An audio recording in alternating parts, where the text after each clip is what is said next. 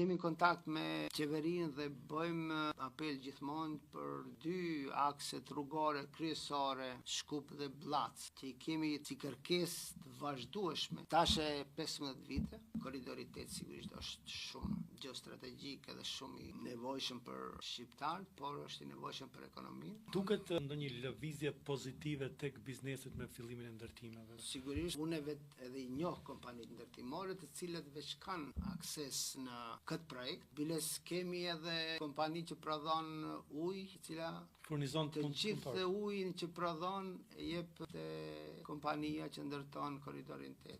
Dhe mos flas edhe për tjerat ndërtimore të cilat me transportin e maqinerisë që kanë veç janë kyç dhe për fat mirë punohet në mënyrë intensive. Shpresojmë që kjo kompania Bekta, që është një ndër kompani serioze, dhe ta realizojnë në afat kohor këtë projekt i cili është jo vetëm për qytetarët, por për ekonominë. Turizmi do të zhvillohet, po sigurisht edhe Struga, sepse një pjesë e shkupjave do të vinë tani nga Struga, do ta kenë më lehtë, domethënë të vizitojnë edhe Ohrin edhe Strugën, edhe do të vizitojnë mandej Tutje dhe Perdetin shqiptar.